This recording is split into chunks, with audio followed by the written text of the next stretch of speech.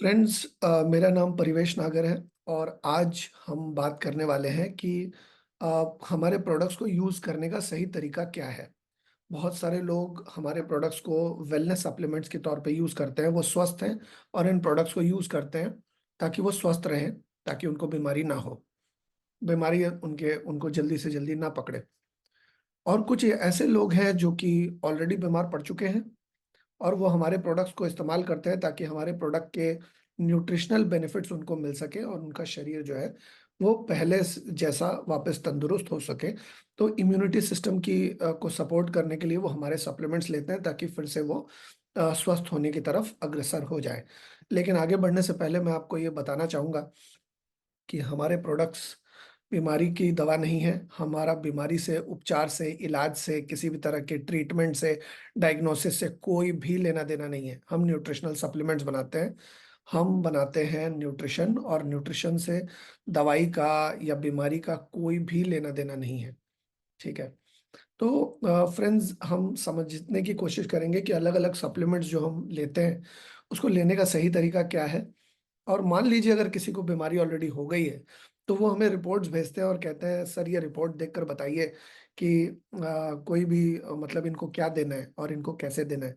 तो इसके बारे में आज हम थोड़ा स्पष्ट तरीके से बात करेंगे कि आप जो प्रोडक्ट्स लोगों को देते हैं, वो किस तादाद में देंगे, कैसे देंगे, उसके पीछे की साइकोलॉजी क्या है, उसके पीछे की मानसिकता क्या है। क्योंकि देखिए, मैं जब आप मुझसे पूछते हैं तो मेरी कोई एक सूझबूझ होगी, उस सूझबूझ के बेसिस पे मैं सोच समझ कर आपको एक जवाब देता हूँ कि आप ये वाला प्रोडक्ट ले लीजिए, इतनी क्वांटिटी में ले लीजिए। तो ये जो सूझबूझ मेरे अंदर है, मैं चाहता हूँ ये सूझबूझ आपके अंदर भी आ जाए। क्योंकि आपके अंदर जब तक ये सूझबूझ नहीं आएगी, तब तक आपको बार-बार पूछना पड़ेगा मुझसे कि सर ये प्रोडक्ट में क्या लेना है, ये बीमारी में क्या लेना है, इसमें क्या लेना है, उसमें क्या लेना है। जब तक आपकी खुद की मानसिकता नहीं डेवलप हो जाएगी, तब तक तो आपको पूछना पड़ेगा मुझसे। और जब तक आप मुझसे पूछते रहेंगे, तब तक आपका बिज़नेस, आप सेल्फ डिपेंडेंट नहीं हो पाएँगे। आप मुझ पे निर्भर रहेंगे, आप मुझ पे आश्रित रहेंगे, आपका बिज़नेस मेरे ऊपर डिपेंडेंट रहेगा। मैं नहीं चाहता कि आपका बिज़नेस मेरे ऊपर निर्भर रहे। मैं फ़ोन पे अवेलेबल रहूँ या मैं फ़ोन पे अवेलेबल ना रहूँ। दोनों ही सूरतों में ये जो मानसिकता है कि ये प्रोडक्ट कब देना है, कैसे देना है, क्या देना है, ये खुद ही आप डिसाइड कर पाएँ। तो आज के सेशन में हम यही जानने वाले हैं। तो चलिए हम लोग अलग-अलग प्रोडक्ट्स की तरफ चलते हैं और लास्ट में हमारे पास कुछ समय बचेगा तो हम ये भी इस बारे में भी बात करेंगे कि जो जनरली लोग सवाल पूछते हैं कि क्या देना चाहिए, कैसे देना चाहिए, या अलग-अलग छोटे-छोटे बहुत सारे सवाल हैं। उन सवालों को भी हम हैंडल करेंगे, उन सवालों के बारे में भी बात करेंगे। तो आइए चलिए हम लोग अपनी प्रेज़ेंटेशन की तरफ चलते हैं और हम जानते हैं कि अलग-अलग प्रोडक्ट्स को हम किस तरह से लेंगे और क्या लेने से किस तरह से फ़ायदा होगा। आशा करता हूँ कि आप लोगों को मेरी स्क्रीन दिख रही है। अब दिख जाएगी स्क्रीन, ओके। तो हमारे जो प्रोडक्ट्स हैं वो केमिकल फ्री प्रोडक्ट्स हैं। हमारे जो प्रोडक्ट्स हैं उससे किसी भी तरह का कोई भी मतलब केमिकल का कोई लेना-देना नहीं है।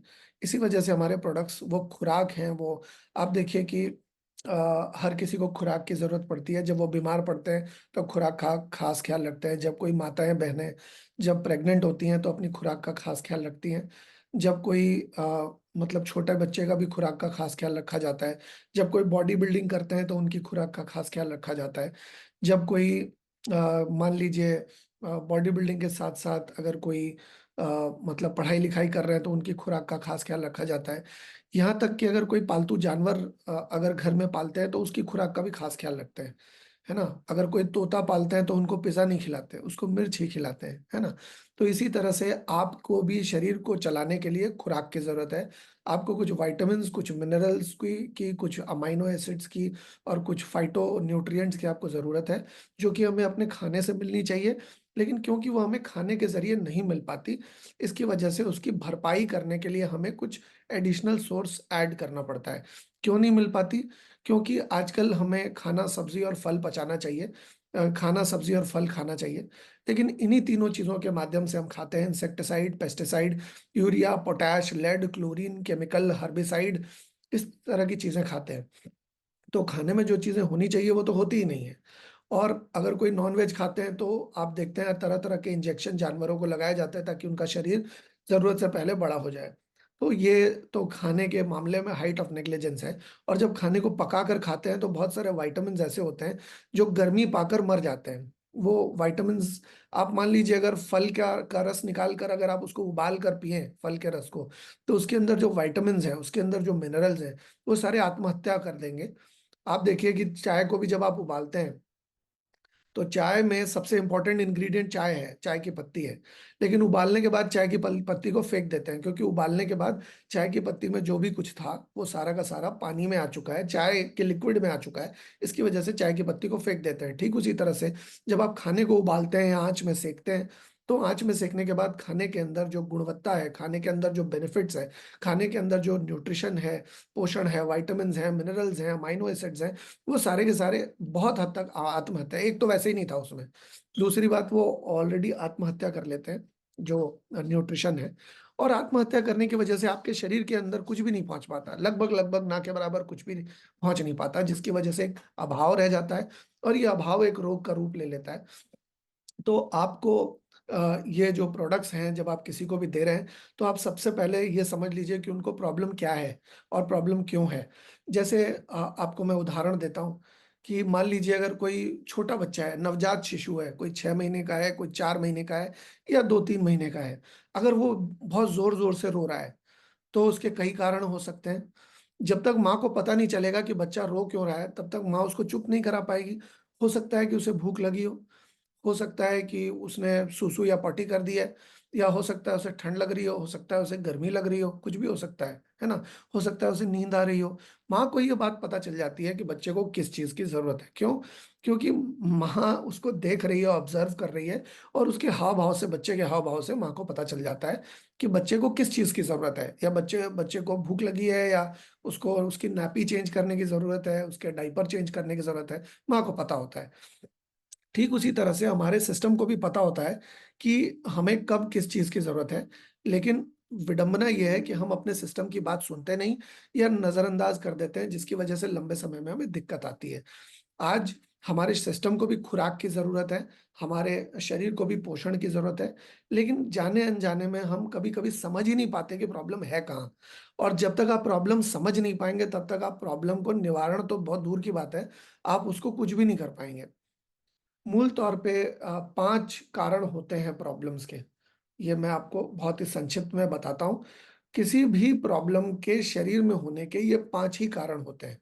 हाँ, जैसे मान लीजिए एबीसीडी जो है वो 27-28 अक्षर हैं और इन अक्षरों से आप पूरी की पूरी इंग्लिश लिटरेचर लिख सकते हैं। अलग-अलग कॉम्बिनेशंस को यूज़ करके अलग-अलग वर्ड्स बन जाएँगे। अ, आ, इ, ई, क, ख, ग, घ ये कुछ ही मतलब लेटर्स हैं।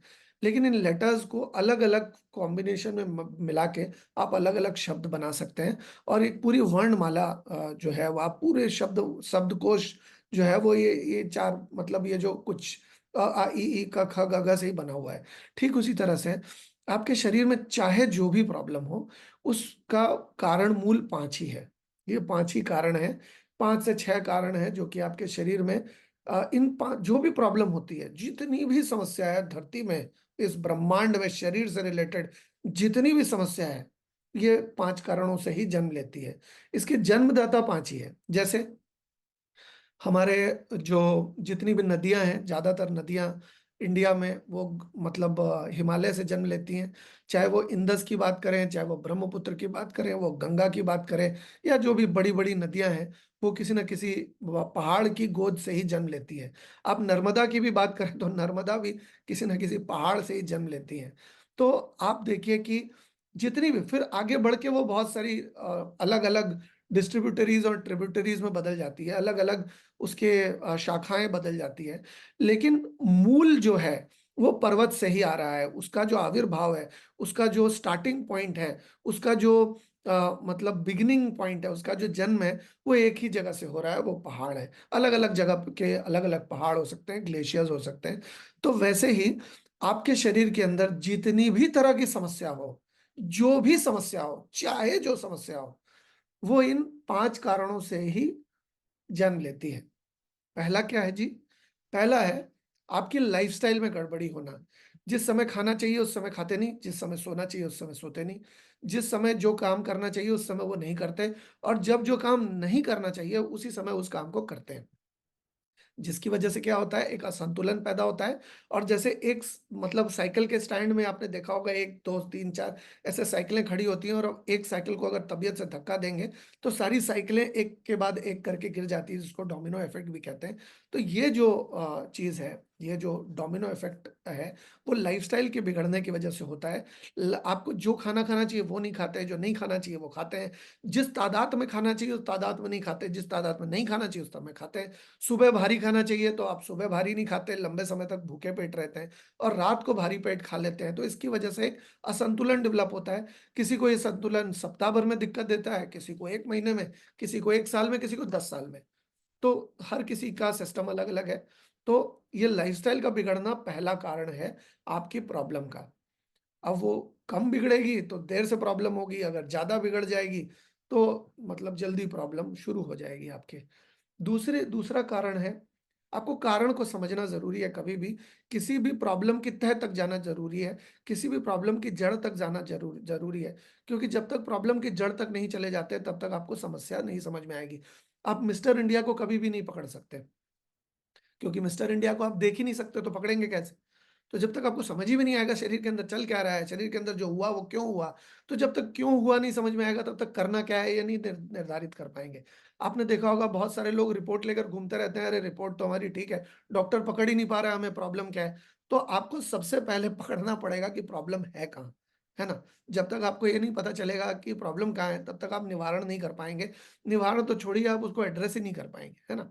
तो दूसरी चीज़ है आपका पेट का की समस्या, पेट का बिगड़ जाना या हाजमे की समस्या या आपका अवशोषण जो है या आपका एब्ज़ॉर्प्शन जो है, आपका जो मतलब जो हजम करने की क्षमता है, ये बिगड़ जाने की वजह से आपका मेटाबॉलिज़्म बिगड़ जाने की वजह से, केमिकल इंटॉक्सिकेशन की वजह से समस्या हो सकती है। मैं आपको समझाता हूँ कैसे। जब आप छोटे थे, तब आप जो भी खाते थे वो 3 से 4 घंटे, 5 घंटे के अंदर पचकर लैट्रिन होकर निकल जाता था। जब आप बिल्कुल नवजात शिशु थे। लेकिन जैसे-जैसे आपकी उम्र बढ़ी, वैसे-वैसे आपको खाना चाहिए था खाना, सब्ज़ी और फल, लेकिन आपने इन्हीं तीनों के माध्यम से खाया insecticide, pesticide, urea, potash, lead, chlorine, chemical, herbicide, तरह-तरह की चीज़ें खाई। अब इसके ज़रिए क्या हुआ? इसके ज़रिए आपके शरीर के अंदर एक अभाव पैदा होना शुरू हुआ और आपके शरीर के अंदर केमिकल आना शुरू हो गए और एक समस्या ये भी हुई कि जैसे-जैसे आपकी उम्र बढ़ी, वैसे-वैसे आपने सुबह ब्रेकफ़ास्ट खाया, लेकिन उसको निकाला अगले दिन सुबह। पहले आप जो भी खाते थे 3 से च 4 घंटे के अंदर लैट्रिन हो जाता था। लेकिन अब क्या हुआ, अब जो भी खाते हैं वो 3 से 4 घंटे के में निकलता नहीं है। आपने ब्रेकफ़ास्ट खाया तो पचाने की प्रक्रिया तो तुरंत स्टार्ट हो जाती है। लेकिन आपके शरीर में से जो मल है, जो जो लैट्रिन है, वो अगले दिन सुबह निकलेगी। किसी का मेटाबॉलिज़्म स्लो हो जाता है, तो उसके अगले दिन निकलती है। ज़्यादातर जिन लोगों की उम्र बढ़ जाती है या उम्र उम्र हो ज़्यादा होने के साथ-साथ मेटाबॉलिज़्म भी स्लो हो जाता है आपका। तो अब ये कोई बीमारी नहीं है, डिजेनरेटिव चेंजेज़ है, ये हर किसी के साथ होता है। तो आपको आपकी जो हजम क्षमता है, जो जठर अग्नि है, उसको मज़बूत करके रखने की ज़रूरत है। जितना ये मज़बूत रहेगा, उतनी जल्दी से कोई बीमारी आएगी भी नहीं। तो ये दूसरा कारण है आपके समस्या का और दूसरी बात है कि जो अलग-अलग तरह के केमिकल शरीर के अंदर जा रहे हैं, वो लिवर को नुकसान पहुँचा रहे हैं और वो हाजमे को भी स्लो कर रहे हैं। तो पहला कारण था आपकी लाइफ़स्टाइल डिज़ीज़ यानी कि जीविका का बिगड़ना। दूसरा था पाचन से रिलेटेड समस्या, हजम क्षमता का बिगड़ जाना। तीसरा है हार्मोनल समस्या, किसी को हार्मोन्स बढ़ गए, किसी को हार्मोन्स कम हो गए, टेस्टोस्टेरोन बढ़ गया या अ, टेस्टोस्टेरोन कम हो गया या फिर किसी को एस्ट्रोजन बढ़ गया। कहीं महिलाओं को टेस्टोस्टेरोन बढ़ता है तो उनकी दाढ़ियाँ आनी शुरू हो जाती हैं। दाढ़ी और मूंछ आना शुरू हो जाती है, फेस में हेयर आना शुरू हो जाते हैं ज़्यादा से ज़्यादा। उनको पीसीओडी, पीसीओएस या थायरॉइड या जितनी भी समस्याएँ हैं, सारी हार्मोन से रिलेटेड समस्याएँ हैं, है ना? तो ये हार्मोन से रिलेटेड समस्या भी बहुत सारे लोगों को होती है। तो आपको समझना पड़ेगा कि हार्मोन समस्या क्यों हुई? क्यों समझ में आएगा तभी कैसे समझ में आ पाएगा, पहले क्यों जानना है। आप कभी भी किसी की भी रिपोर्ट देखें, कभी भी कोई भी आपको बताए मुझे ये प्रॉब्लम हो गई जी, मुझे वो प्रॉब्लम हो गई जी। आप सबसे पहले समझिए कि इन पाँचों में से कौन-सा कारण है उनकी समस्या का या हो सकता है कोई 2 कारण मिली-जुली सरकार बना रहे हों, ये भी हो सकता है। तो सबसे पहला लाइफ़स्टाइल, दूसरा हाजमे की समस्या, तीसरा हॉर्मोन्स की समस्या। हॉर्मोन्स की समस्या बहुत सारे अलग-अलग कारणों से होती है। वो आपके शरीर के अंदर भी कुछ केमिकल्स हैं और जब आप बाहर से कुछ केमिकल्स लेते हैं, तो उसके अंदर एक लड़ाई होती है। जैसे महाभारत में युद्ध हुआ था, जैसे वर्ल्ड वॉर में युद्ध हुआ था या जैसे अभी यूक्रेन और रशिया के अंदर हो रहा है। तो इसी तरह से एक युद्ध छिड़ता है अंदर और ये युद्ध में शरीर का इम्यूनिटी सिस्टम जो है वो नुकसान में आ जाता है, वो छलनी हो जाता है या वो दिक्कत में आ जाता है। तो तीसरा तो ये हो गया कि हार्मोन की समस्या। चौथी समस्या जो होती है वो हेरिडिटी की समस्या होती है, वंशगत जो प्रॉब्लम होती है। मेरे बाप पिताजी को थी, मेरे दादाजी को थी, मेरी दादी को थी, मेरी नानी को थी अगर कोई ऐसी समस्या, तो वो मुझे होने के चांसेस भी बहुत ज़्यादा बढ़ जाते हैं उम्र के साथ। अच्छा, वो उम्र के साथ क्यों होते हैं, बचपन में क्यों नहीं हो जाते? क्योंकि बचपन में इम्यूनिटी सिस्टम स्ट्रॉन्ग रहता है, इस वजह से नहीं होते।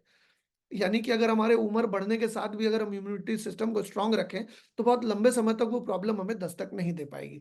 तो एक तो ये हो गया कि हेरिडिटी की समस्या पिताजी को थी, दादाजी को थी, नाना जी को थी, नानी जी को थी या उनके फादर-मदर को थी या उनके पड़दादा, पड़नाना को थी, पड़दादी, पड़नानी को थी, तो वो समस्या हमें भी हो सकती है। इसका एक चांस रहता है।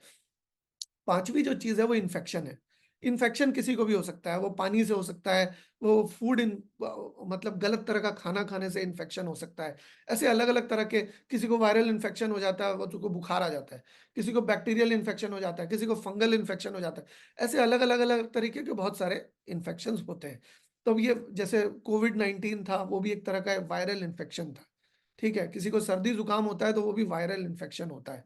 तो ये तो 5 कारण हो गए। अब पेट की समस्या की वजह से हज़ारों तरीके की प्रॉब्लम हो सकती है और ये बात मैं नहीं कह रहा हूँ, ये हमारे पूर्वजों ने कहा है। ये बात मैं नहीं कह रहा और ये जो लाइफ़स्टाइल की मतलब दिक्कत है, लाइफ़स्टाइल बिगड़ जाने की वजह से ये जो बीपी, डायबिटीज़, अस्थमा, आर्थराइट ये जितनी भी समस्या हैं, ये ज़्यादातर लाइफ़स्टाइल की गड़बड़ी की वजह से हमें होती है। जाने-अनजाने में हम साइकिल का पैडल भी चला रहे होते हैं और साइकिल का ब्रेक भी हमने दबाया हुआ होता है। ब्रेक भी दबाया होता है और पैडल भी चला रहे होते हैं और हम लोगों को कहते हैं कि भई हमें तो रिज़ल्ट नहीं आ रहा प्रोडक्ट्स हम खा रहे हैं, हमें तो रिज़ल्ट नहीं आ रहा। रिज़ल्ट कैसे आएगा? आप खुद ही सोचिए कि रिज़ल्ट तो आपको तब आता जब आप साइकिल का या तो पैडल चलाते हैं या तो ब्रेक दबाते हैं। आप पैडल भी चला रहे हैं और आपने ब्रेक भी दबा रखा है, तो आपकी गाड़ी तो आगे नहीं जाएगी। ठीक उसी तरह से वो बदपरहेज़ी भी कर रहे हैं और वो प्रोडक्ट्स भी ले रहे हैं, तो उनको लग रहा है उनको रिज़ल्ट क्यों नहीं आ रहा। आप मान लीजिए एक टंकी है, टंकी में नीचे एक नल लगा हुआ है जिससे टंकी से पानी बाहर निकलेगा और ऊपर एक नल लगा हुआ है जिससे टंकी के अंदर पानी आएगा। आपने दोनों नल एक साथ खोल रखे हैं, एक से पानी आ रहा है और एक से पानी जा रहा है। आप अंदाज़ा लगाइए, कभी भी टंकी भर पाएगी क्या? ये द्रौपदी की साड़ी वाला कॉन्सेप्ट हो जाएगा। एक तरफ से दुशासन निकाल रहा है, दूसरी तरफ से श्री कृष्ण के हाथ से ये साड़ी जा रही है। मैं ये सिर्फ़ एग्ज़ाम्पल देने के लिए आपको बता रहा हूँ। इसका माइथोलॉजिकल मतलब मत निकालिएगा। सिर्फ़ आपको समझाने के लिए बोल रहा हूँ कि अगर एक टंकी में नीचे भी नल है, ऊपर भी नल है और दोनों का बहाव सेम है, तो कभी भी टंकी भरेगी नहीं, इससे निकल रहा है, इससे भर रहा है। जिस बदपरहेज़ी की वजह से आपको वो प्रॉब्लम हुई है, उस बदपरहेज़ी को आपको रोकना पड़ेगा। जब तक आप उस बदपरहेज़ी को रोकते नहीं हैं, तब तक आपको वो प्रॉब्लम चलती रहेगी। सप्लीमेंट खाएँगे, उसका थोड़ा प्रभाव लगेगा, लेकिन 4 महीने, 3 महीने, 5 महीने बाद आपको फिर लगेगा कि हाँ, वो तो प्रॉब्लम वापिस हो गई। तो ये प्रॉब्लम सप्लीमेंट की नहीं है, प्रॉब्लम आपके शरीर की है। तो किसी और के अंदर तो प्रोडक्ट अच्छा काम कर रहा है, आपके शरीर के अंदर क्यों नहीं काम कर रहा है? क्योंकि या तो आपके शरीर के अंदर कोई बड़ी प्रॉब्लम है, या तो आपने सही तरीके से यूज़ नहीं किया है, 2 ही चीज़ें हो सकती है। क्योंकि प्रोडक्ट तो सबके लिए सेम है। प्रोडक्ट तो ऐसा नहीं कर रहा है कि रमेश कुमार के अंदर जाके हम ज़्यादा अच्छा काम करेंगे, सुरेश कुमार के शरीर में नहीं जाएँगे, वो अच्छा आदमी नहीं है, सुरेश कुमार के शरीर के अंदर जाके हम काम नहीं करेंगे। ऐसा तो सप्लीमेंट कर नहीं सकता, वो तो निर्जीव वस्तु है, उसके अंदर तो सबके अंदर सेम चीज़ है ना? तो वो तो ऐसा बदलाव या ऐसा पक्षपात कर नहीं सकता। तो अभी क्या है कि आपको ये पहले समझने की ज़रूरत है कि हुआ क्या है। दूसरी बात आपको समझना पड़ेगा कि वो जिस कारण से प्रॉब्लम हुई, उस कारण को रोकना पड़ेगा। मान लीजिए अगर आपने छोटा जूता पहना है, मतलब आपको किसी ने 7 नंबर का जूता गिफ्ट कर दिया और आप 8 नंबर का जूता पहनते हैं। आपने जैसे-तैसे पैर घुसेड़ के उस 7 नंबर के जूते में पैर घुसा दिया, है ना? और आपने पहन लिया उस जूते को और आपको पैर में दर्द होना शुरू हो गया। आप डॉक्टर के पास गए, आपने दिखाया, डॉक्टर ने आपका इलाज नहीं कर पाया डॉक्टर। फिर आपने दवाइयाँ चेंज कर दी, फिर आपने दूसरे डॉक्टर को दिखाया, फिर तीसरे को, फिर चौथे को, फिर पाँचवें को और फिर आप बहुत समय तक ये परेशान रहे कि अरे हम बहुत डॉक्टर को दिखा चुके हैं, हमारा तो इलाज ही नहीं हो रहा, हमारा तो फ़ायदा ही नहीं हो रहा है। अरे तो बहुत लोगों को दिखा चुके हैं, कुछ नहीं हो रहा है। कैसे होगा? जिस कारण की वजह से आपके पैर में दर्द हुआ था, वो कारण तो बरकरार है। तो जब तक वो कारण बरकरार रहेगा, तब तक आपको समाधान नहीं मिलेगा, जितनी भी चाहे दवा खा लें। आप जो कारण है समस्या का, सबसे पहले वो समझने की ज़रूरत है, कि आपको पैर में दर्द क्यों हुआ? पैर में दर्द अगर छोटे जूते की वजह से हुआ है, तो जब तक छोटे जूते को बदल के आप नॉर्मल जूता नहीं पहन लेते, अपने साइज़ का नहीं पहन लेते, तब तक आपको पैर का दर्द बना रहेगा। अब आप सोचेंगे कि हम छोटा जूता भी पहनेंगे और पैर में दर्द भी ना हो, तो ये तो बड़ी मतलब अ, ब बच बचपने वाली बात हो गई। ऐसा कभी नहीं हो सकता। आपको जो भी समस्या है, उसका एक कॉज़ एंड इफेक्ट रिलेशनशिप निश्चित तौर पे है।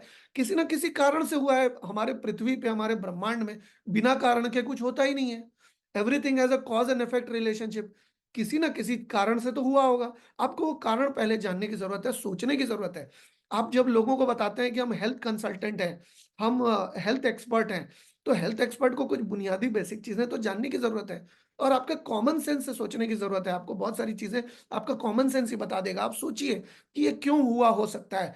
आप कुछ वीडियोज़ देखिए, ये अच्छा ये प्रॉब्लम क्या होती है? अच्छा ये प्रॉब्लम कैसे होती है? आप थोड़ा सुलझाने की कोशिश करिए, अपनी समझ को डेवलप करने की कोशिश करिए क्योंकि आप हेल्थ का काम कर रहे हैं। चाहे कंपनी बहुत सारे लोग अलग-अलग कंपनी से आए हैं, बहुत सारे लोगों को अलग-अलग समय में अलग-अलग चीज़ें लगती हैं, लेकिन हेल्थ की इंडस्ट्री में अगर आप हैं, तो हेल्थ की इंडस्ट्री में हेल्थ की एबीसीडी तो आपको जाननी ही पड़ेगी, वो चाहे कंपनी कोई भी हो। लेकिन आप रेनेटर्स वेलनेस के साथ हैं, तो आप खुशकिस्मत अपने आप को मान सकते हैं कि यहाँ पर आपको एकदम जैसे बच्चे को सेरेलैक घोल के पिलाया जाता है ना, वैसे आपको यहाँ पर हेल्थ की इन्फॉर्मेशन दी जा रही है। बिज़नेस कैसे करना है उसकी इन्फॉर्मेशन दी जा रही है। आप यहाँ पर बेहतर तरीके से अपने आप को ग्रो कर सकते हैं और जितना तेज़ी से आप अपने आप को ग्रो करेंगे, अपनी नॉलेज को ग्रो करेंगे, उतनी तेज़ी से आपका बिज़नेस जो है वो आगे जाएगा। तो ये 5 जो कारण हैं, जो मैंने आपको बताए, सबसे पहला लाइफ़स्टाइल, दूसरा मेटाबॉलिज़्म यानी कि हजम क्षमता का गड़बड़ होना। हमारे पूर्वजों ने भी कहा है कि अगर हजम क्षमता आपकी ठीक है, तो 80 से 90% रोग आपको होंगे ही नहीं। तीसरा जो हमने बोला वो हार्मोनल रीज़न थे, हार्मोन का बढ़ जाना, हार्मोन का कम हो जाना, अलग-अलग बहुत सारे हार्मोन्स होते हैं, कभी कोई बढ़ जाए, कभी कोई कम हो जाए तो दिक्कत आती है। इसके अलावा हमने आपको बताया कि आप अगर वंशगत समस्या भी हो सकती है किसी को, बाप-दादा को प्रॉब्लम थी, न दादा ना नानी, दादी को प्रॉब्लम थी, पड़दादा, नाना, पड़दादी, पड़नानी को समस्या थी तो हो सकती है। 5वाँ मैंने आपको बताया कि इन्फेक्शंस हो सकते हैं। तो सबसे पहले तो आपको जानना होगा कि इन पाँचों में से कौन-सा कारण है जो किसी को प्रॉब्लम दे रहा है। हो सकता है कि कोई ऐसी बदपरहेज़ी कर रहे हों, हो सकता है कि जाने-अनजाने में कोई ऐसी चीज़ कर रहे हों जो उनको नुकसान दे रही है, लेकिन फिर भी करते जा रहे हैं क्योंकि जानते ही नहीं है कि किस चीज़ से नुकसान हो रहा है ना? तो ये चीज़ है। अब हम थोड़ा-सा समझेंगे कि ये हम कैसे अपने प्रोडक्ट्स के ज़रिए हम इसको फ़ायदा दे सकते हैं इन पाँचों समस्याओं में। ये जो पाँचों कारण हैं प्रॉब्लम के, इन 5 से ही 5000 प्रॉब्लम्स जन्म लेती हैं। जितनी भी 5-10 हज़ार प्रॉब्लम होगी या 20-50 हज़ार प्रॉब्लम होगी, उसका जन्म सिर्फ़ ये 5 चीज़ों से ही होता है। इन्फेक्शन बहुत तरह के होते हैं, हज़ारों तरह के इन्फेक्शन हो सकते हैं। किसी को स्किन में इन्फेक्शन, किसी को किडनी में इन्फेक्शन, किसी को लिवर में इन्फेक्शन, किसी को ब्रेन में, किसी को ब्लड में infection can be an number of infection, अलग-अलग तरह के बहुत सारे इन्फेक्शंस हो सकते हैं। लाइफ़स्टाइल अलग-अलग तरह से बिगाड़ सकते हैं। कुछ लोग रात को बहुत देर से खाना खाते हैं, कुछ लोग बहुत देर से सोते हैं, कुछ लोग बहुत देर से उठते हैं। कोई भी एक ऐसी चीज़ जो आप नुकसान करती है आपको और लंबे समय से आप करते आ रहे हैं, तो आपके शरीर की धज्जियाँ उड़ाने के लिए काफ़ी है ना? वो कहते हैं बर्बाद गुलिस्ताँ करने को बस एक ही उल्लू काफ़ी था, यहाँ हर शाख पे उल्लू बैठे हैं, अंजाम गुलिस्ताँ क्या होगा? तो हम एक गलतियों के पुलिंदे पर बैठे हैं। कब कौन-सा बारूद का ढेर फटेगा और हमारे शरीर के अंदर क्या होगा, किसी को भी नहीं पता है। किसी को भी नहीं पता है कि हमारे शरीर के अंदर क्या चल रहा है। कौन किसका शरीर कल क्या होगा, 1 महीने बाद हमारी ब्लड रिपोर्ट सही रहेगी या नहीं रहेगी, किसी को भी नहीं पता है। पैसा सेकेंडरी है, लेकिन हेल्थ की जानकारी आपको बहुत ही ज़्यादा ज़रूरी है।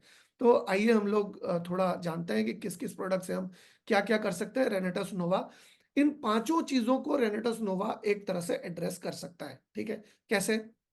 इसके अंदर 12 इंग्रीडिएंट्स हैं, कुछ पत्ते हैं, कुछ फल हैं, कुछ तने हैं, कुछ मतलब अलग-अलग तरह की चीज़ें हैं, है ना? अ कुछ बेरीज़ हैं, कुछ मतलब बार्क्स हैं, मतलब जो तना जिसको कहते हैं, तो हर किसी की अलग-अलग काबिलियत है, हर किसी की अलग-अलग क्षमता है। कोई ठंडी तासीर का है, कोई गर्म तासीर का है, कोई न्यूट्रल है। तो इन सारी चीज़ों के सिस्टम के अंदर जाने के बाद आपकी लाइफ़स्टाइल को कुछ हद तक ठीक करने में ये आपकी मदद करता है। आपको सही समय पर आपको भूख लगती है, सही समय पर आप कोशिश करते हैं सोने की तो आप सो पाते हैं। हाँ, लेकिन ये ज़बरदस्ती नहीं करता आपके शरीर के साथ, है ना? ये आपके शरीर के साथ ज़बरदस्ती नहीं करता। ये आपको सही चीज़ करने में शरीर की मदद करता है, ठीक है? तो अभी सबसे पहला क्या है, लाइफ़स्टाइल को ठीक करने में आपकी मदद करता है।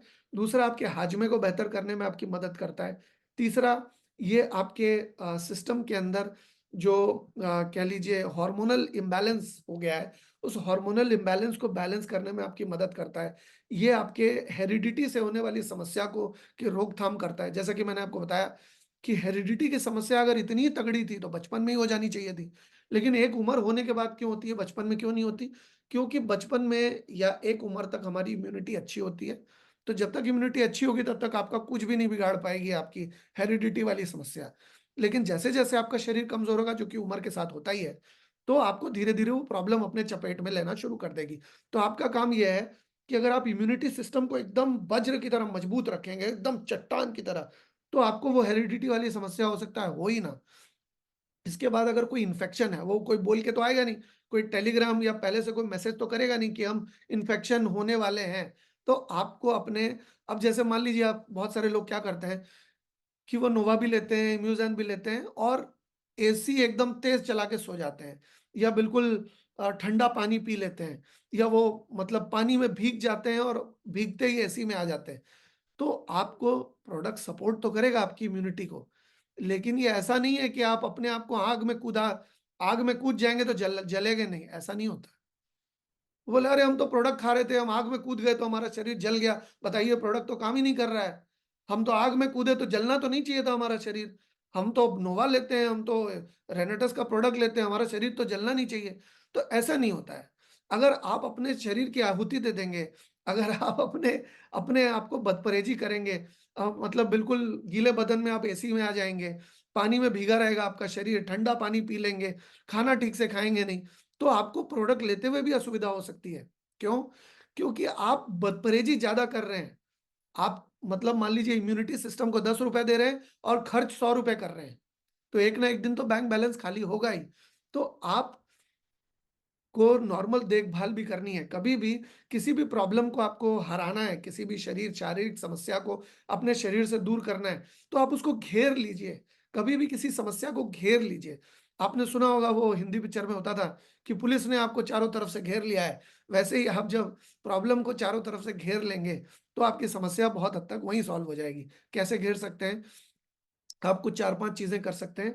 आप कुछ परहेज़ कर सकते हैं, जो जो उस चीज़ के लिए अच्छा है।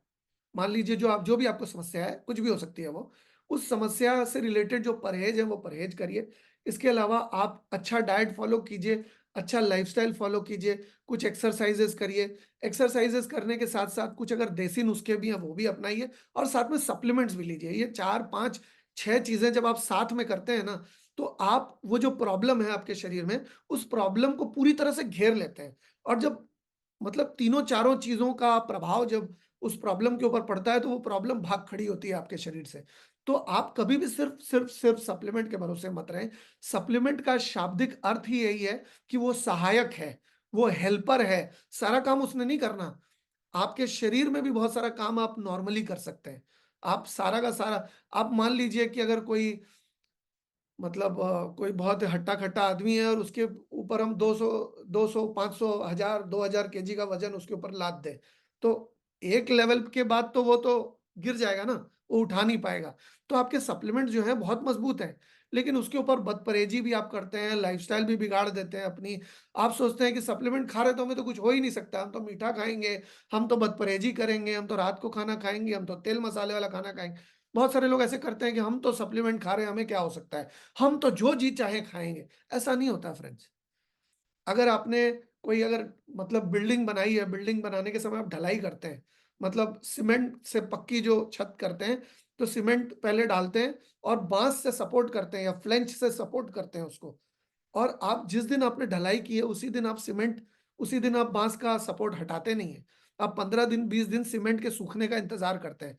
ठीक उसी तरह से आपको कुछ अच्छी हैबिट्स चाहिए शरीर को, आपके कुछ अच्छी लाइफ़स्टाइल हैबिट्स, अच्छा मेटाबॉलिज़्म, अच्छे परहेज़, अच्छी एक्सरसाइज़, ये सारी शरीर की आम ज़रूरत है। आप बोलेंगे हम सप्लीमेंट तो खा रहे हैं, साँस लेने की क्या ज़रूरत है? अरे बिना सप्लीमेंट तो खा रहे हैं, साँस भी लेना होगा क्या? अरे सप्लीमेंट तो खा रहे हैं, हमको पानी भी पीना होगा क्या? अरे खाना खाने की क्या ज़रूरत है? सप्लीमेंट तो खा रहे हैं। ऐसा नहीं होता है। आपको खाना, पानी, हवा तीनों चाहिए, सप्लीमेंट खा रहे हैं या नहीं खा रहे, दोनों ही सूरतों में। तो ये जो 12 इंग्रीडिएंट्स हैं, आपको इन 5 समस्याओं से का जो ये जो कारण है, ये जो कारण है किसी भी समस्या के, हज़ारों लाखों प्रॉब्लम हो सकती है, बीमारियाँ हो सकती हैं, लेकिन उनके कारण इन 5 में ही है, 5 के बाहर कुछ भी नहीं है। तो ये जो 5 कारण हैं, आपकी लाइफ़स्टाइल, आपका हाजमा, आपके हार्मोनल इम्बैलेंसेस, इसके अलावा आपके हेरिडिटी की समस्या और इन्फेक्शंस, इनके ऊपर ये 12 इंग्रीडिएंट काम करते हैं। अब देखिए, आप जब पंखा चलाते हैं, तो पंखे का रेगुलेटर होता है, जिसमें वो उसको गोल-गोल घुमाते हैं, तो पंखे की स्पीड कम हो जाती है या पंखे की स्पीड बढ़ जाती है, ऐसा होता है ना? अब ठीक उसी तरह से आप मान लीजिए कि अगर आपने रेनेटस नोवा खाया है, तो आपने रेगुलेटर को 2 पे रखा है, टोटल 5 होते हैं, 5 1 number, 2 number, 3 number, 4 number, 5 number. पंखे 5 स्पीड में चल सकते हैं, है ना? पंखा चलाना है तो। आपने नोवा खाया है तो आप 2 या 3 की स्पीड में आप पंखे को चला रहे हैं।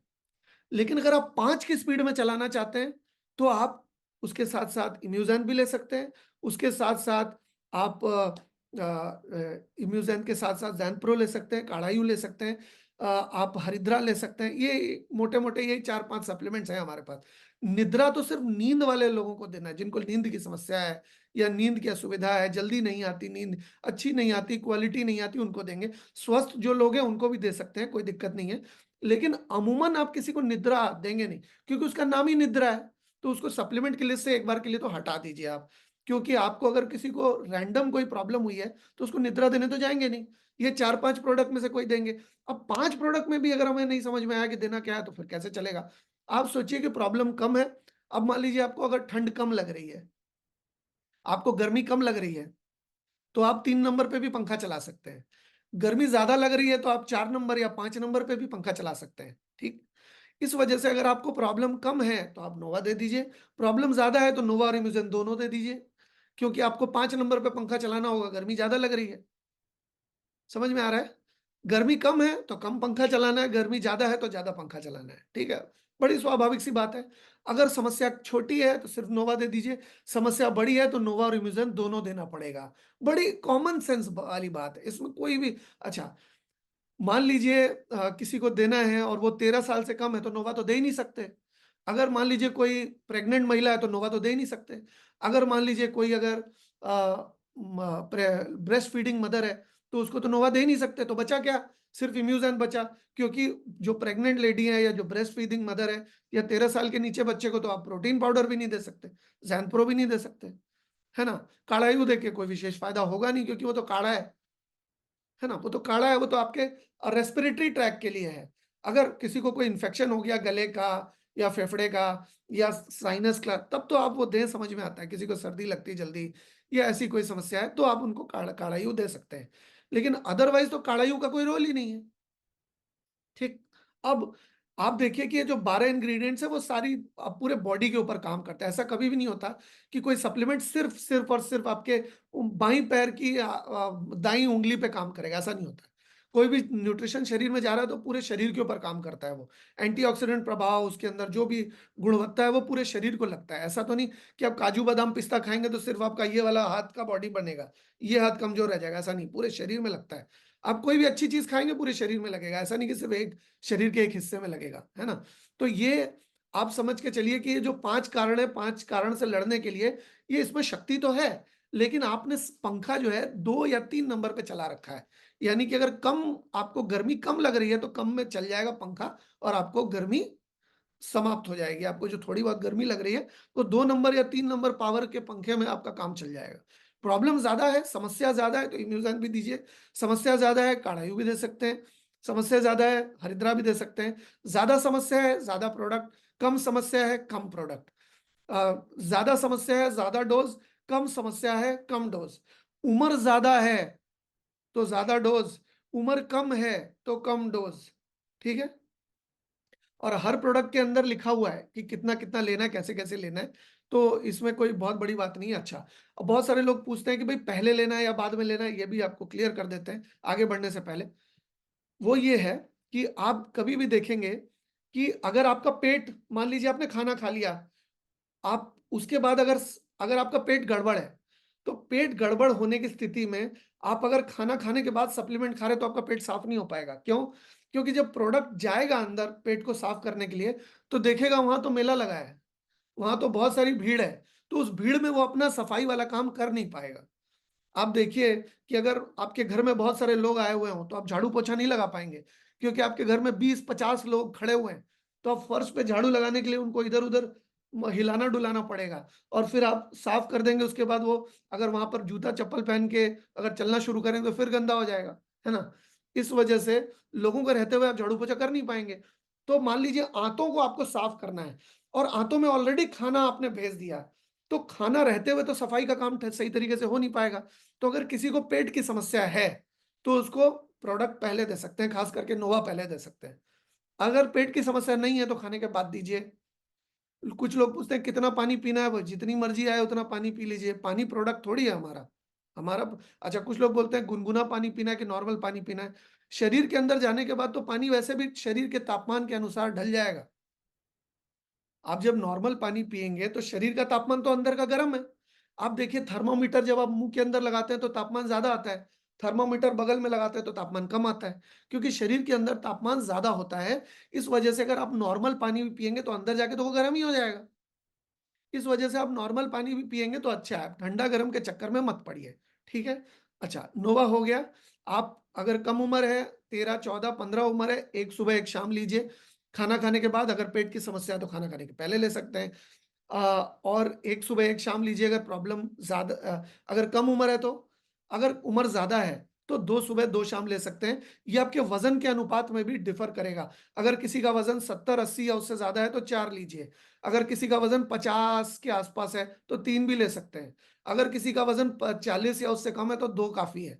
आपका शरीर का हाइट, वेट कितना है, उम्र कितना है, इसके ऊपर भी ये डिपेंड करता है कि आपको कितना खाने से काम चल जाएगा। ठीक है? आप अगर मान लीजिए अगर आपको लोड ज़्यादा उठाना है तो ज़्यादा लोगों की ज़रूरत पड़ेगी। उसी तरह से है कि अगर आपका शरीर भारी है, शरीर में वज़न है, आप लंबे-चौड़े हैं तो आपको प्रोडक्ट ज़्यादा क्वांटिटी में यूज़ करना है। अगर आपका कद-काठी कम है तो आप कम इंग्रीडिएंट यूज़ कर सकते हैं। समस्या नहीं है तो कम यूज़ कर सकते हैं, समस्या ज़्यादा है तो आप थोड़ा ज़्यादा भी यूज़ कर सकते हैं टेम्परेरीली। और आप इसको पीरियोडिक इंटरवल्स में चेंज करते रहेंगे तो बढ़िया रहेगा। 6 महीना आपने नोवा खा लिया, उसके बाद आप इम्यूज़ेंथ ले लीजिए, उसके बाद ज़ेंथ प्रो ले लीजिए, उसके बाद आप अलग-अलग जितने भी प्रोडक्ट्स हैं हमारे बदल-बदल के लेते रहिए, ताकि आपकी इम्यून रिस्पॉन्स हमेशा मज़बूत रहेगी। आप लंबे समय तक एक भी प्रोडक्ट लेते हैं तो आपका प्रॉब्लम शरीर के अंदर है, प्रॉब्लम प्रोडक्ट के अंदर नहीं है। हमारा शरीर इतना ज़्यादा ढलनशील है, हमारा शरीर इतना ज़्यादा अडैप्टोजेनिक है कि वो जल्दी से जल्दी किसी भी चीज़ से ढल जाता है। तो हम उसको किसी एक चीज़ के आदी करेंगे नहीं तो ढलने की कोई गुंजाइश ही नहीं रहेगी, ठीक है? तो ये तो हो गई हमारे नोवा की बात। अब हम बात करते हैं एलोस्टिन की। एलोस्टिन मंजन करना है कैसे, सबको पता है। आप उसको दिन में 1 या 2 बार भी कर सकते हैं, प्रॉब्लम ज़्यादा है 2 बार कर लीजिए, प्रॉब्लम कम है 1 ही बार करेंगे तो काफ़ी है। आप इसको मतलब सर्कुलर मोशन में करें एंड जितने लंबे समय तक रखेंगे, अच्छा है। इसको यूज़ करने का तरीका सबको पता है, तो कोई मुझे ये नहीं पूछता है मंजन कैसे करना है। एलोवेरा और मैंगोस्टिन इसके मेजर इंग्रीडिएंट्स हैं, जिसके फ़ायदे अलग-अलग तरह की प्रोडक्ट ट्रेनिंग में हम आपको बताते हैं। नोवास्टिन को यूज़ करने का तरीका क्या है? आप जैसे मान लीजिए ये नोवास्टिन है, ठीक है? ये नोवास्टिन है। आपने ऐसे करना है और फिर लगाना है, ऐसे करना है फिर लगाना है, ऐसे करना है फिर लगाना है। आपको ऐसे डैश-डैश है यहाँ, तंदुरुस्ती है वहाँ की तरह रगड़ना नहीं है, ठीक है? ये तरीका है, इस तरह से लंबा चलेगा, कम लगेगा, लंबा चलेगा। अच्छा, न एलोस्टिन की भी बात कर लेते हैं। अगर आप इसको कम मात्रा में यूज़ करते हैं तो इसको 1 ग्राम में 2 बार यूज़ कर सकते हैं, ठीक है? लेकिन आप इसको अमूमन ज़्यादा ही लीजिए क्योंकि झग कम मात थोड़ा आ सकता है। बहुत कम लेते हैं तो बहुत सारे लोगों को अनकम्फर्टेबल लगता है, लेकिन शुरुआत में किसी को बताने के लिए ये एनालॉजी सही है। आप आधे से पौने ग्राम में इसको ब्रश कर सकते हैं और ये बहुत लंबा चलता है अगर आप इसको बहुत ही कम क्वांटिटी में लेते हैं, क्योंकि झाग कोई आपको एफडी तो नहीं करना है, झाग का दांत साफ होने से मतलब है ना? तो इसको आप बहुत ही कम मात्रा में ले सकते हैं, बहुत लंबा चलता है, बहुत किफ़ायती है। और ये भी आपको जैसे मैंने बताया आपको अभी, वैसे अगर आप यूज़ करेंगे तो ये बहुत ही लंबा चलेगा। इसको आप ऐसे लीजिए, ऐसे लगाइए, ऐसे लीजिए, ऐसे लीजिए, ऐसे लगाइए। ठीक है? इससे बहुत लंबा चलेगा ये। इसके अलावा इसके अंदर एवोकाडो और मैंगोस्टीन है। एवोकाडो का बटर एवोकाडो के बटर बटर से बना है ये। यानी कि कोई भी चीज़ जब आप उबालते हैं, जैसे दूध उबालते हैं तो मलाई उसके ऊपर आ जाती है। मलाई दूध का सबसे बेहतरीन अंग होती है, ब बेहतरीन पार्ट होती है और वो ऊपर आती है, उससे बहुत कुछ बना सकते हैं हम। ठीक उसी तरह से जब हम एवोकाडो को प्रोसेस करते हैं तो उसका जो बटर आ जाता है ऊपर, उस बटर से हमारा ये नोवास्टिन बनता है। और हमारे प्रोडक्ट में टीएफएम बहुत ज़्यादा है, जिसकी वजह से यहाँ पर टॉयलेट सोप लिखा होता है, जिसका भी टीएफएम ज़्यादा होता है उसमें लिखना पड़ता है। तो उसमें कोई घबराने की बात नहीं है। ये एक सरकारी मान्यता है, एक सरकारी रेगुलेशन है, जिसके अंतर्गत हमें लिखना पड़ता है। अगर किसी को इसका डॉक्यूमेंट चाहिए तो गूगल पे जाकर मिल जाएगा कि सरकारी मैंडेट क्या है और इसकी क्या मान्यता है, कितना-कितना होने से कितना-कितना क्या-क्या लिखा जाता है। तो ये यूज़ करने का तरीका भी मैं आपको बता चुका हूँ। ज़ैंथ प्रो कब यूज़ करेंगे? देखिए ज़ैंथ प्रो अगर आप वज़न घटाना चाहते हैं, तो आपको ज़ैंथ प्रो पहले लेना है खाना खाने के। इनफैक्ट इसको लेने के बाद आपको खाना खाने की बहुत ज़्यादा इच्छा करेगी नहीं। आपको अगर वज़न घटाना है तो आपको सलाद और फल ज़्यादा खाना पड़ेगा, सुबह, दोपहर और शाम। रात को आप थोड़ा-सा खाना खा सकते हैं 6 बजे के पहले, ठीक है? आप दिन भर में भी थोड़ा बहुत कुछ खा सकते हैं, लेकिन वो बहुत कम मात्रा में खाना है क्योंकि आपको कैलोरी डेफ़िसिट करना है अगर आपको वज़न घटाना है तो और अगर वज़न बढ़ाना है तो कैलोरी सरप्लस करना है। कैलोरी डेफ़िसिट यानी कि अगर आपको 2000 कैलोरी की ज़रूरत है, तो अगर आप 1800 या 1700 या 1600 खाएँगे, 1500 खाएँगे, तो हर दिन आपके 400 या 500 कैलोरी कम पड़ेगी और जो कैलोरी कम पड़ेगी, आपके शरीर के अंदर जो फ़ैट शरीर ने जमा करके रखा है, उस फ़ैट को गलाकर शरीर आपकी जो कैलोरीफिक रिक्वायरमेंट है वो पूरी करेगा। यानी कि जो जमा जमा जमा हुआ फैट उसको इस्तेमाल करेगा शरीर। यानी कि आपको कम कैलोरीज़ चाहिए डेली बेसिस पे। आप ज़ैंथ प्रो लेते हैं तो उसके साथ आप जो नॉर्मल खाना है वो कम खाना है। अगर आप नॉर्मल खाना भी खा रहे हैं, ज़ैंथ प्रो भी खा रहे हैं तो वज़न बढ़ जाएगा, कम नहीं होगा। तो आपको कैलोरी मैनेजमेंट करना है, लेकिन कैलोरी जब कम होती है अमूमन तो न्यूट्रिशन का जो आपके शरीर के अंदर जो जाना है वो और कम हो जाता है। जब हम ज़ैंथ प्रो लेते हैं तो ज़ैंथ प्रो उस न्यूट्रिशन के अभाव को होने नहीं देता। आपके शरीर को एक अच्छा सपोर्ट प्रोवाइड करता है क्योंकि जब आपका वज़न ज़्यादा से कम हो रहा होता है, तो आपके शरीर को बहुत ज़्यादा सपोर्ट की ज़रूरत होती है। वो सपोर्ट ये प्रोवाइड करता है क्योंकि इसमें हर तरह के विटामिन्स, हर तरह के मिनरल्स मौजूद हैं। नैनो टेक्नोलॉजी की मदद से इसको बहुत ही छोटा आकार दे दिया गया है, जो कि आपके सेल्युलर एसिमिलेशन बहुत आसानी से कर पाते हैं। तो ये आपके मसल्स को बिल्ड अप करने में मददगार है। ये आपके हार्मोन्स के लिए बहुत अच्छे हैं, ये आपके ब्लड के लिए बहुत अच्छे हैं, ये आपके बोन मैरो के लिए अच्छे हैं, हर चीज़ के लिए। इनफैक्ट प्रोटीन हमारे शरीर का बिल्डिंग ब्लॉक है। तो प्रोटीन अगर शरीर के अंदर नहीं जाएगा तो कुछ भी नहीं होगा। बैलेंस्ड न्यूट्रिशन आप प्रोटीन से ले सकते हैं। अगर कोई कहेगा कि भई आपके बहुत सारे प्रोडक्ट्स हैं, कौन-सा एक ही प्रोडक्ट दीजिए, कौन-सा दीजिएगा? तो आप प्रोटीन दे सकते हैं उनको ज़ैंथ प्रो। अलग-अलग फ्लेवर्स हैं, अलग-अलग फ्लेवर्स के अलग-अलग काम हैं, जो कि मैं सुबह वाली ट्रेनिंग में लगातार आप लोगों को बताता रहा हूँ, आगे भी बताता रहूँगा। अगर आपको क्वालिटी ट्रेनिंग चाहिए, अगर आपको चीज़ें को गहराई से जानना है, काम कैसे करना है, गहराई से जानना है, आपको सुबह 8 बजे आना पड़ेगा। अगर आप कंपनी के प्रोडक्ट हैं, तो कंपनी की ट्रेनिंग में ही पता चलेगा कि प्रोडक्ट क्या करते हैं। तो आपको अगर चाहिए वो जानकारी तो आप सुबह 8 बजे आ सकते हैं। ये कंपनी की ट्रेनिंग होती है। जैसे रात को 8 बजे होती है कंपनी की ट्रेनिंग, कमांडो नाम है उसका। वैसे सुबह बेसिक बिगिनर्स नाम है 8 बजे की ट्रेनिंग का। कंपनी के संबंध में कोई भी जानकारी चाहिए तो कंपनी की ट्रेनिंग में आपको मिल जाएगी। अब ज़ैंथ प्रो अलग-अलग 10 फ्लेवर्स में हमारे पास 9 से 10 फ्लेवर्स में मौजूद है। अलग-अलग फ्लेवर्स का अलग-अलग काम है, लेकिन प्रोटीन जो है बिल्डिंग ब्लॉक्स है, तो उसको अगर आपको वज़न बढ़ाने के लिए खाना है, तो खाना खाने के बाद खाइए। खाना खाने के 2 घंटे बाद खाइए, नॉर्मल पानी के साथ ले सकते हैं। इसको दूध के साथ ना लें, अगर दूध के साथ लेना है तो पाउडर्ड मिल्क के साथ लीजिए। पाउडर्ड मिल्क के साथ लीजिए, आपको हाई फैट पाउडर्ड मिल्क मिल जाएगा, तो वो पाउडर वाले मिल्क में मिला के आप इसको ले सकते हैं। लेकिन अगर आपको पानी में भी ले सकते हैं, कोई दिक्कत नहीं होगी। वज़न घटाना है अमूमन तो पानी में लेंगे तो बेहतर रहेगा। वज़न बढ़ाना है खाने खाने के 2 घंटे बाद, वज़न कम करना है तो खाना खाने के पहले। अगर आप इसको ले लेंगे खाना खाने के पहले, तो आपको लगेगा पेट तो भर गया, आप ज़्यादा खा नहीं पाएँगे। और अगर आपको फिर भी भूख लगती है तो कोई सलाद खा सकते हैं, कोई फल खा सकते हैं या थोड़ा बहुत अंकुरित मूँग, अंकुरित चना इस तरह की चीज़ें खा सकते हैं, जो कि आपके शरीर को फाइबर ज़्यादा से ज़्यादा देगा और जितना ज़्यादा फाइबर जाएगा आपका मेटाबॉलिज़्म उतना स्ट्रॉन्ग होगा। मेटाबॉलिज़्म जितना स्ट्रॉन्ग होगा, उतना फैट कम बनेगा आपके शरीर में और उतना जो स्टोर्ड फैट है वो इस्तेमाल होगा। वेट मैनेजमेंट की कई सारी तरह की ट्रेनिंग हो सकती है। आज हम वेट मैनेजमेंट के ऊपर बहुत ज़्यादा बातें नहीं करेंगे। हम अगले प्रोडक्ट के ऊपर चलते हैं। ज़ेन टच के बारे में, क्योंकि ये लगाने वाले प्रोडक्ट्स हैं, ये खाने वाले प्रोडक्ट्स नहीं हैं। ये यूज़ करने वाले प्रोडक्ट्स हैं, हैंड वॉश, हेयर क्लेंज़र और बॉडी क्लेंज़र, तो इसके बारे में बहुत ज़्यादा डिटेल में आज चर्चा नहीं करेंगे।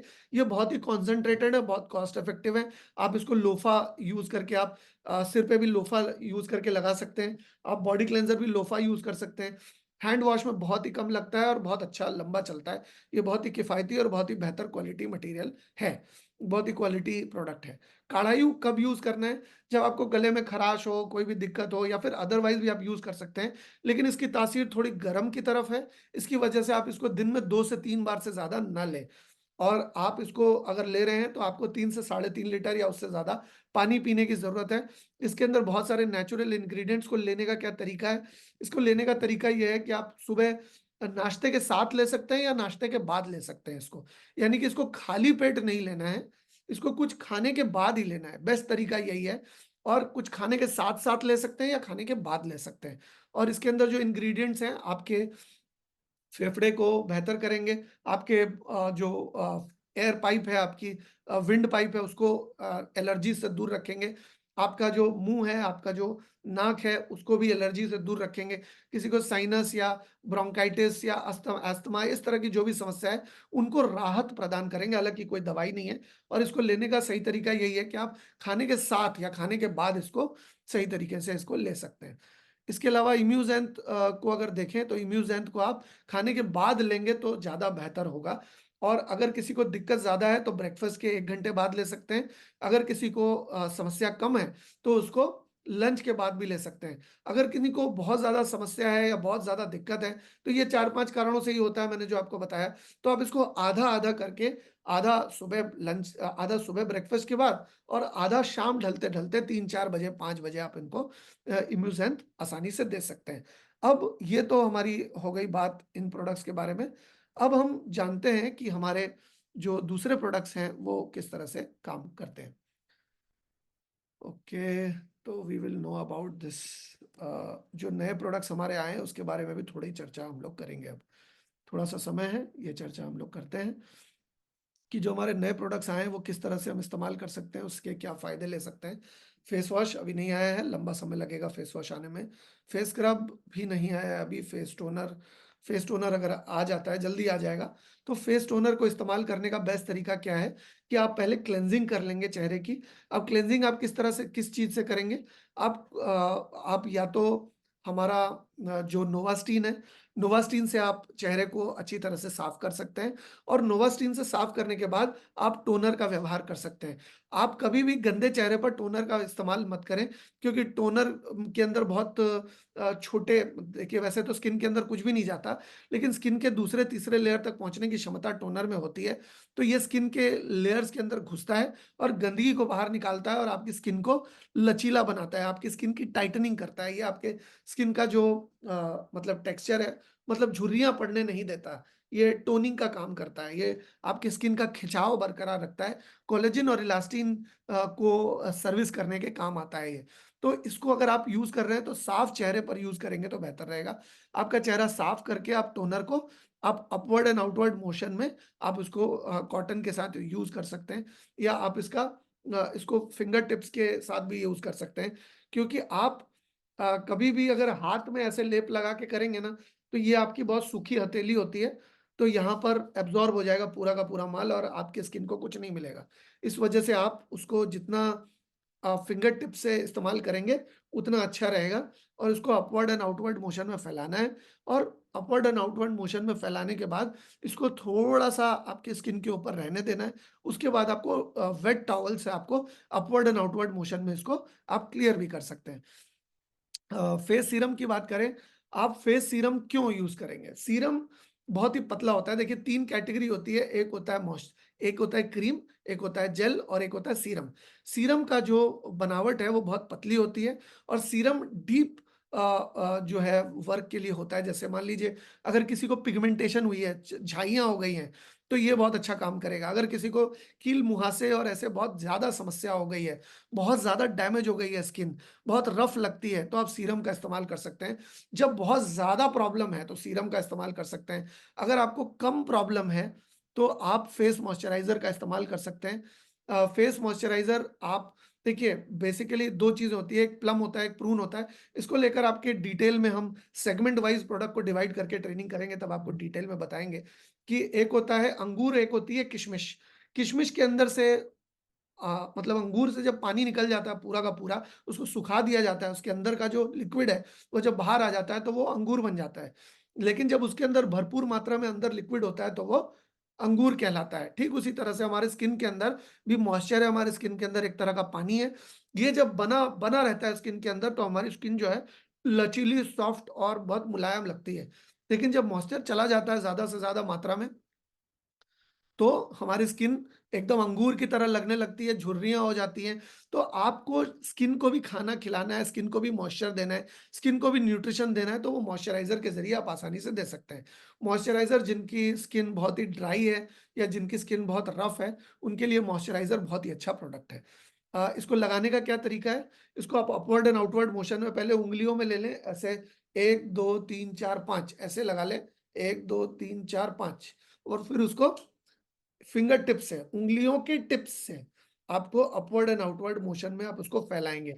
आप उसको यहाँ नहीं रगड़ें, हथेली पे नहीं रगड़ना है, अपवर्ड एंड आउटवर्ड मोशन में लगाना है। अगर आप इन प्रोडक्ट्स को इस्तेमाल करेंगे तो आपकी स्किन बेबी सॉफ्ट हो जाएगी और आप सीरम का भी इस्तेमाल कर सकते हैं फेस वाली। अगर ज़्यादा उम्र है आपकी तो सीरम का इस्तेमाल करिए, कम उम्र है तो मॉइस्चराइज़र से काम चल जाएगा। डैमेज ज़्यादा है, उम्र कम है लेकिन डैमेज ज़्यादा है, तो आपको सीरम का इस्तेमाल करना पड़ेगा। मॉइस्च और सीरम जो बेसिकली आप मॉइस्चराइज़र के साथ पंच करके भी लगा सकते हैं या मॉइस्चराइज़र के बाद भी सीरम लगा सकते हैं क्योंकि सीरम आपके स्किन में डीप काम करता है। सीरम के अंदर मिनरल्स एंड विटामिन्स जो हैं स्किन के, वो भरपूर मात्रा में बहुत ही ठूस-ठूस कर भरे हुए होते हैं। नाइट क्रीम रात की रिपेयर का काम करती है। रात को जब आप इसको लगाते हैं, तो लंबे समय में जो भी आपके स्किन को चाहिए, भोजन चाहिए, न्यूट्रिशन चाहिए, वो आपकी स्किन को देती है और आपकी स्किन के अंदर जो कोलेजन और इलास्टिन आपके बाउंस के लिए और फ्लेक्सिबिलिटी के लिए रिस्पॉन्सिबल होता है, स्किन के लचीलेपन के लिए। ऐसे करते हैं, हँसते हैं तो ये चौड़ा हो जाता है, फिर नॉर्मल जगह पे आ जाता है, तो यहाँ रिंकल क्यों नहीं पड़ता? नाइट क्रीम अगर आप इस्तेमाल करेंगे तो इससे जो आपका कोलेजन फाइबर और इलास्टिन फाइबर है जो फेस की मसल्स का, वो बरकरार रहता है लंबे समय तक और आपको झुर्रियाँ नहीं आने देता। छोटी-मोटी जो स्किन की प्रॉब्लम है नाइट क्रीम से, वो रिज़ॉल्व हो जाती है। सनस्क्रीन आई नहीं है, अभी इसके बारे में बात नहीं करते। हैंड एंड बॉडी लोशन आप देखिए, चेहरे की स्किन अलग है और पूरे बॉडी की स्किन अलग है। अगर किसी ने वैक्सिंग कराई है या स्किन रात को वो ये पूरा हैंड एंड बॉडी लोशन पूरे स्किन में लगा सकते हैं, जिससे कि स्किन सॉफ्ट रहेगी। मर्द भी लगा सकते हैं, औरतें भी लगा सकती हैं। आप देखेंगे मर्दों के जो पैर होते हैं वो बहुत ही रूखे हो जाते हैं। तो आप इसको लगा लेंगे तो आपका स्किन उतनी रूखी नहीं महसूस होगी क्योंकि आपकी स्किन से पता चलता है कि आपकी स्किन में शरीर के अंदर पानी कि कम है, ज़्यादा है। तो आप पैर मतलब बहुत ही रूखे-सूखे और बेजान लगे, तो आप पूरे पैर में अप्लाई कर सकते हैं, हाथ में अप्लाई कर सकते हैं, बॉडी में अप्लाई कर सकते हैं। आप देखेंगे बहुत सारे लोगों को अनइवन टैनिंग होती है ना? यहाँ पर अलग कलर होता है, शरीर के अंदर अलग कलर होता है, यहाँ तक कलर अलग होता है, यहाँ इस हाथ के बाद कलर अलग होता है। तो हैंड एंड बॉडी लोशन अगर आप यूज़ करते हैं, तो उसको भी समान करने में शरीर की मदद ये कर सकता है। बॉडी मिस्ट आ जाएगी तो इसके बारे में बात करेंगे। एलोवेरा जेल अगर कहीं कट जाए, जल जाए, छिल जाए या डैमेज ज़्यादा है स्किन में, झाइयाँ हो गई हैं, पिगमेंटेशन हो रहा है या मान लीजिए कहीं आपको बहुत ही इन्फेक्शन है किसी चीज़ से, इन्फेक्शन हो गया है कहीं, तो आप साफ़ करके उस जगह पर एलोवेरा जेल लगा सकते हैं क्योंकि एलोवेरा जेल बहुत ज़्यादा फ़ायदा करता है, आपकी स्किन को ठंडा करता है। अगर आपकी स्किन हाइपर सेंसिटिव है, तो आप बहुत कम मात्रा में एलोवेरा जेल का इस्तेमाल कर सकते हैं। तो ये इसके ऊपर भी बताने को बहुत कुछ है, आज थोड़ा समय हमारे पास कम है। एपी लोशन, डे लोशन है, इसको आप दिन भर में लगा सकते हैं अपने बॉडी पर। हेयर क्रीम लगाने का क्या तरीका है, आप नहाने से 1-2 घंटे पहले हेयर क्रीम को अपने स्कैल्प पे अच्छी तरह से लगा लीजिए। आपके हेयर के लेंथ पे लगा लीजिए, हेयर के टिप्स पे लगा लीजिए और लगाकर कुछ देर छोड़ दीजिए। शैम्पू या कंडीशनर कुछ देर में हमें धोना पड़ता है, तो ज़्यादा देर तक हमारे स्किन के ऊपर, हमारे स्कैल्प के ऊपर, हमारे हेयर के ऊपर नहीं रह पाता। लेकिन जब आप हेयर क्रीम लगाते हैं तो 1-2 घंटे आप उसको छोड़ देते हैं। तो जिस 1-2 घंटे में आपने उसे छोड़ा हुआ होता है, वो आपके स्किन को, वो आपके स्कैल्प को न्यूट्रिशन देता है, आपके हेयर के फॉलिकल्स को न्यूट्रिशन देता है, आपके हेयर के टिप को न्यूट्रिशन देता है और फिर जब आपने नहाने जाना है तो आप नॉर्मली जैसे नहाने जाते हैं वैसे आप नहा सकते हैं। और शैम्पू कर सकते हैं। आप जो भी शैम्पू करते हैं वो कर सकते हैं। तो हेयर क्रीम को लगाने का तरीका ये है कि नहाने के पहले लगा सकते हैं और नहाने के बाद आपको इसको धो लेना है। और अगर आप हेयर सीरम की बात करें तो हेयर सीरम को नहाने के बाद लगाना है। जब बाल थोड़े से सूख जाएँ तो सूखे हुए बालों पे आप इसको लगा सकते हैं। हेयर सीरम आपको लेंथ पे ही ज़्यादा लगाना है, आप स्कैल्प पे लगा सकते हैं अगर स्कैल्प पे कोई समस्या है तो, नहीं तो आप इसको सिर्फ़ लेंथ के ऊपर और हेयर का जो टिप है उसके ऊपर लगा सकते हैं। आप तो हल्के से गीले होंगे बाल तब लगाइए, पूरे गीले होंगे तो मत लगाइए, हल्के गीले हों, जब थोड़े से सूख जाएँ तब लगाइए, तब आप अच्छी तरह से इसको लगा भी पाएँगे। अगर पूरे सूखे बालों पर लगाएँगे तो आपको बहुत ज़्यादा हेयर सीरम लग जाएगा। इस वजह से हल्के गीले बालों पर लगाएँगे तो क्वांटिटी कम लगेगी और लंबे समय तक लगा पाएँगे, लंबे समय तक इसका फ़ायदा उठा पाएँगे। रेनेटस का ये जो प्रोटीन है, आप नॉर्मल प्रोडक्ट्स जितने भी हमारे, उसके साथ आप इसको पंच कर देंगे तो सेक्सुअल ताकत आपकी बढ़ जाएगी, क्योंकि इसके अंदर कल्य, mangosteen, cardamom and cinnamon, ginger, turmeric, ashwagandha और इसमें और भी बहुत सारे और भी कपी कछू है, शतावरी है और ये सारे जो इंग्रेडिएंट्स हैं वो आपके शरीर के अंदर हार्मोनल बैलेंसेस को बेहतर करते हैं। आपको अगर वज़न बढ़ाना है तो भी आप इसका सेवन कर सकते हैं, लेकिन अमूमन इसके बारे में डिटेल्स में कभी हम लोग चर्चा करेंगे। स्पैन आया नहीं है, अब इसके बारे में बात नहीं करते। नेक्सस आया नहीं है, स्लिम पाउडर आया नहीं, इसके बारे में बात नहीं करते। हरिद्रा ड्रॉप्स, ये जो डब्बी है यहाँ, ये थोड़ी अलग है। ये इस डब्बी के चक्कर में मत रहिए आप। डब्बी हमारी अलग है, ये तो सिर्फ़ फोटोग्राफिकल रिप्रेजेंटेशन है। हरिद्रा ड्रॉप्स आप 1 बूंद डाल सकते हैं, 1 लीटर पानी में यूज़ करने का तरीका है और दिन में मैक्सिमम 2 ड्रॉप ले सकते हैं आप, यानी कि 2 बूंद 1-1 लीटर पानी में 1-1 बूंद डाल के आप इसको ले सकते हैं, ज़्यादा मत लीजिए, लंबे समय तक आपको इससे दिक्कत आ सकती है क्योंकि ये बिल्कुल रॉ है। तो इसको लेने का तरीका क्या है? आप इसको खाने के पहले, खाने के बाद कभी भी ले सकते हैं, क्योंकि ये न्यूट्रिशनल सप्लीमेंट है, इसका कोई थंब रूल नहीं है इसको कब खाना चाहिए। इसको आप नॉर्मल पानी के साथ ले सकते हैं क्योंकि अंदर जाके वैसे भी ये नॉर्मल, ये हल्का गर्म हो ही जाएगा। तो आप इसको खाने के पहले, खाने के बाद जब मर्ज़ी आए तब ले सकते हैं। लेकिन 1 लीटर पानी में 1 बूंद डाल के उस 1 लीटर पानी को आपको लंबे समय में पी जाना है। समस्या कम है, कम लीजिए, समस्या ज़्यादा है, ज़्यादा लीजिए, लेकिन 2 बूंद से ज़्यादा आप अभी ना लें तो बेहतर रहेगा। निद्रा जो है वो नींद की गोली नहीं है। निद्रा नॉर्मल व्यक्ति भी ले सकते हैं। कम समस्या है, 1 सुबह, 1 शाम को लंच के बाद और डिनर के बाद, और अगर समस्या ज़्यादा है तो 2 लंच के बाद और 2 डिनर के बाद आप ले सकते हैं। और ये 3-4 दिनों में फ़ायदा नहीं दिखाएगा क्योंकि ये न्यूट्रिशनल सप्लीमेंट है, ये दवा नहीं है। मेलाटोनिन सेक्रेट करने में शरीर को नॉर्मली नॉर्मली मेलाटोनिन बूस्ट करने में अमूमन 15 से 20 दिन तो लग ही जाते हैं, किसी को 20 दिन से ज़्यादा भी लग जाते हैं। तो आप 1 से 2 महीने के बाद ही आप इसका रिज़ल्ट एक्सपेक्ट कर सकते हैं। तो आप इसको रेगुलर बेसिस पे इस तरीके से खा सकते हैं। तो आशा करता हूँ कि आपको जो आज मैंने जानकारी दी है, वो आप इस्तेमाल करेंगे और आप प्रोडक्ट को सही तरीके से यूज़ करेंगे। आप किसी भी बीमारी में आप समझेंगे पहले कि वो बीमारी है क्या? वैसे तो हमारे प्रोडक्ट बीमारी को ठीक करने के लिए नहीं है, लेकिन फिर भी अगर कोई तकलीफ में है तो उसकी मदद हम न्यूट्रिशन के ज़रिए ज़रूर कर सकते हैं। जैसे कि हमारे दादी-नानी जो है वो अलग-अलग तरह के नुस्खे करती थी, वैसे ही ये प्रोडक्ट भी, इंग्रीडिएंट्स भी वैसे ही हमारी दादी-नानी वाले, जो कि आपको टेक्नोलॉजी की मदद से कार्य क्षमता बढ़ाकर दे दिए गए हैं, बॉटल के फॉर्म में या ड्रॉप्स के फॉर्म में, तो ये आपकी मदद करेंगे। तो आशा करता हूँ कि आज के सेशन में मैं आपको ये प्रोडक्ट को कैसे यूज़ करना है, प्रोडक्ट को कितना यूज़ करना है, किसमें क्या यूज़ करना है, ये जानकारी मैं आशा करता हूँ कि आपको दे पाया हूँ। और